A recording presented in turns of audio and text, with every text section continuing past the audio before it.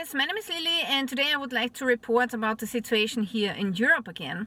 And first of all, I came across a very concerning article, and this one is actually about how the digital ID is progressing in Great Britain.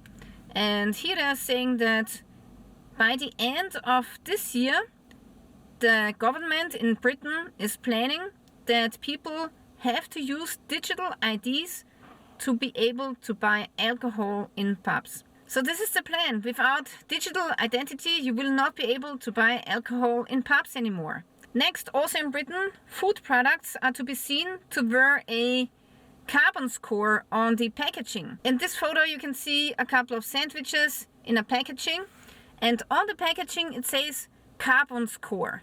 Eating this uses 8.1% of your daily dietary carbon allowance. It produced 201 grams of CO2 per pack. 8.1% of your daily dietary carbon allowance. So you are allowed to eat this food, but what if you reach 100% and you're still hungry? Maybe you're a hard worker, working on building construction sites, so those guys always need more food. What if you exceed the 100%? What happens then? Are you not allowed to eat more? Are they going to starve people?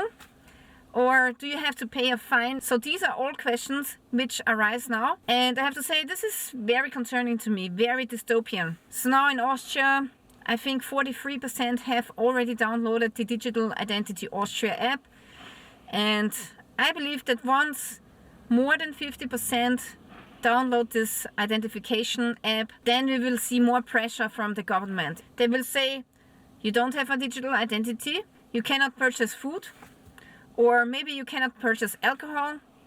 And even if you have cash is not a solution anymore, because they can still deny the purchase by saying, okay, you can't buy this product because you have exceeded 100% of your daily carbon allowance, daily dietary carbon allowance, and therefore we deny you another purchase, no matter if you pay with cash. So I have to say I'm really concerned about it, and I find it really disturbing what's going on. Here's another article that I want to show you. So shrinkflation in my country is so bad now that politicians are considering making a law against deceptive packaging. So apparently the National Council will have a meeting tomorrow, and there they will be discussing how they can bring the prices of food down. Then also we have more and more companies closing their doors. In this case we are talking about a chemical company based in Austria.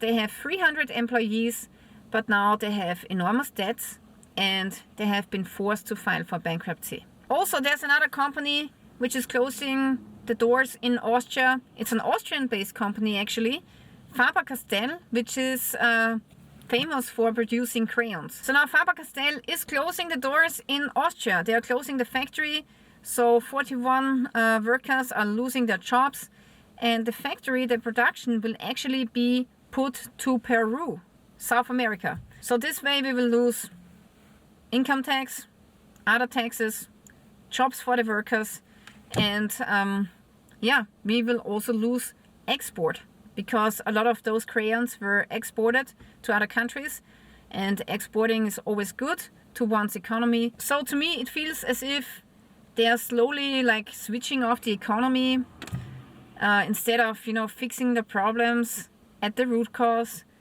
They will just take into account companies closing.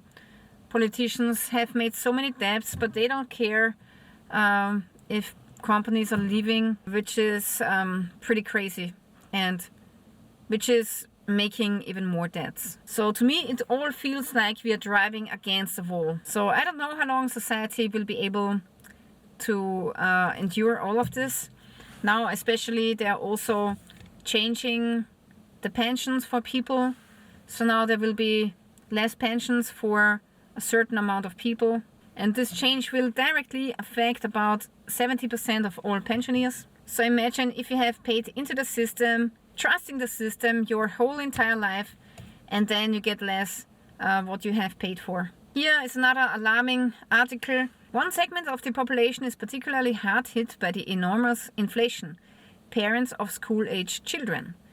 Afternoon care, excursions, snack money. A few weeks ago, the serious business of life began again. A major financial challenge for many families. Mothers and fathers recently spent an average of 1,000 euros per child on school costs between the semester break and the summer holidays. They've made a survey with around 2,000 parents, and around 60% stated that school expenses place an additional burden on the family's budget in addition to fixed living costs. 1/3 of the respondents rated their respective financial situation as rather not good or not good at all. To cover these expenses, those affected had to cut back in other areas. 3 out of 10 restricted their diet.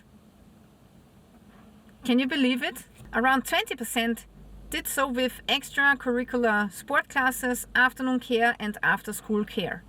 4 out of 10 forwent a vacation.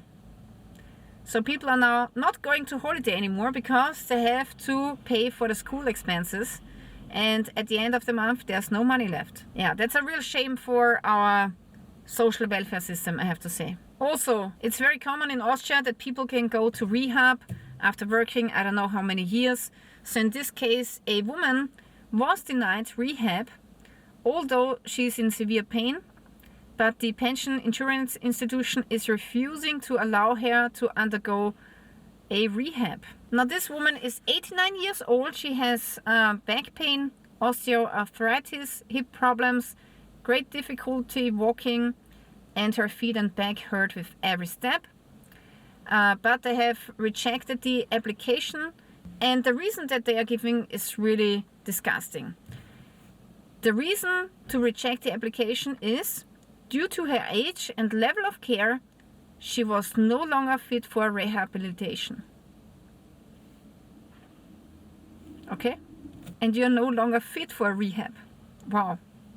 Oh my God. Yeah, in Austria we also have an enormous budget deficit, and because of this we have to report to Brussels 2 times a year. So now what the government has done is they have agreed on severe austerity measures, very drastic measures. So now they have actually more tax income.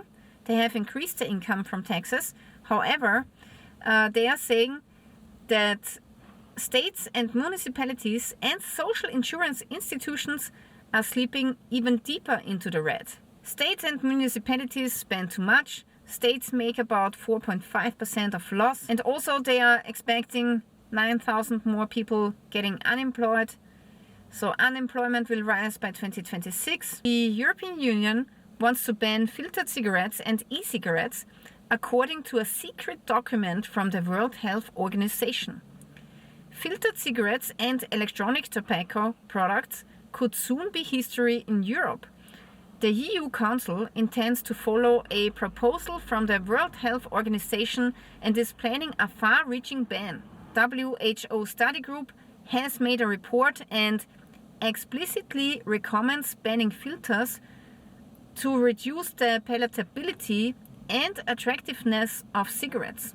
But that means that you will increase the bad smoke, you know, the tar inside of your lungs. So that's not really healthy, right? So here they're saying a ban on the manufacture, import, distribution and sale of filter cigarettes would make an important contribution to curbing tobacco consumption. The e-cigarettes could also be dropped. A complete ban would therefore be an additional regulatory option. Brussels wants to go even further.